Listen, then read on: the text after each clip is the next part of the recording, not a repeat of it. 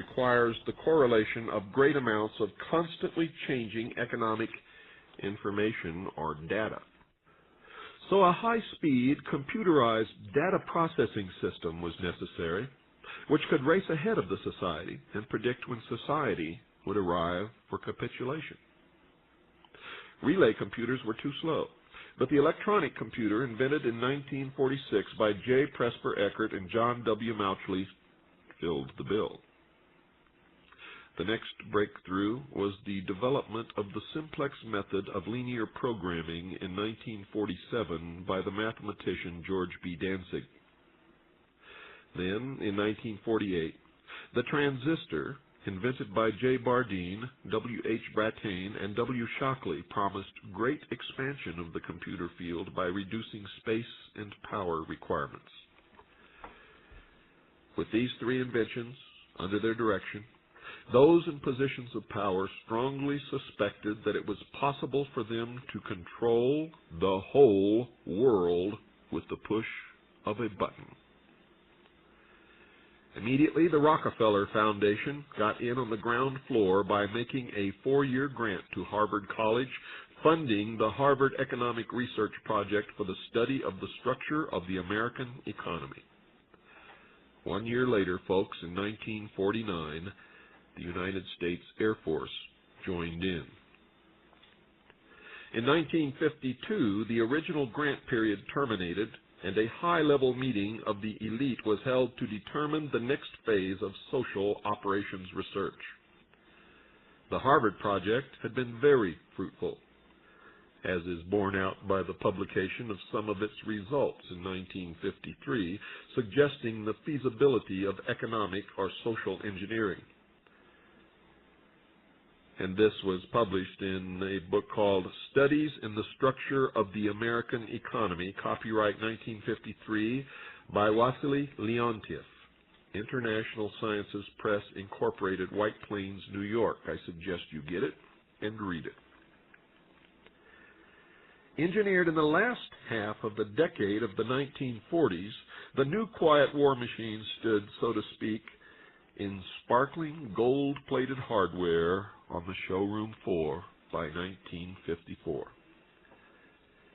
With the creation of the Maser in 1954, the promise of unlocking unlimited sources of fusion atomic energy from the heavy hydrogen in seawater and the consequent availability of unlimited social power was a possibility only decades away. The combination, of course, was irresistible. The Quiet War was quietly declared by the international elite at a meeting held in 1954, and the name of that group, folks, is the Bilderberg Group.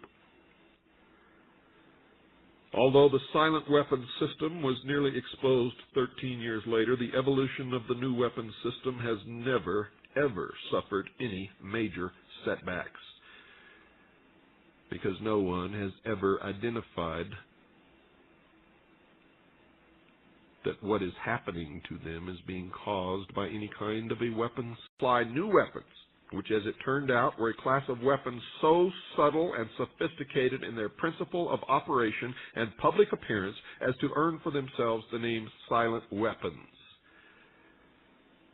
And it was quickly realized that if it was done properly, the public themselves would load the weapons and fire them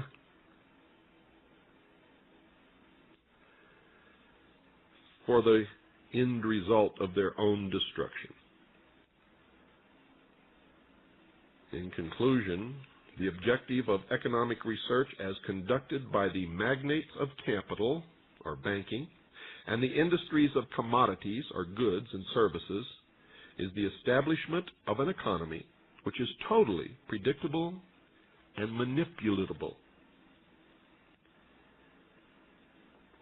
Folks, in order to achieve a totally predictable economy, the low-class elements of the society must be brought under total control. In effect, must be housebroken, trained, and assigned a yoke and long-term social duties from a very early age, before they have an opportunity to question the propriety of the matter.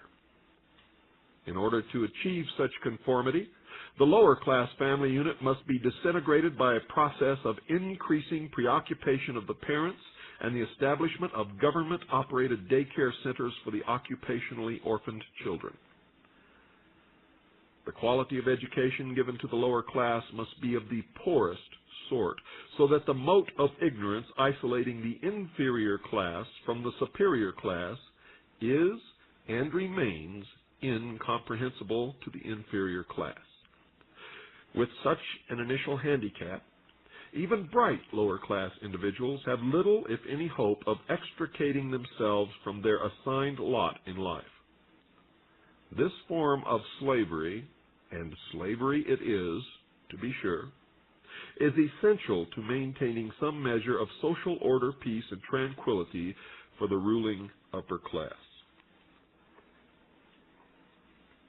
Everything that is expected from an ordinary weapon is expected from a silent weapon by its creators, but only in its own manner of junctioning. It shoots situations instead of bullets, propelled by data processing instead of a chemical reaction or explosion originating from bits of data instead of grains of gunpowder, and from a computer instead of a gun, operated by a computer programmer instead of a marksman, under the orders of a banking magnate instead of a military general. It makes no obvious explosive noises, causes no obvious physical or mental injuries, and does not obviously interfere. Requires the correlation of great amounts of constantly changing economic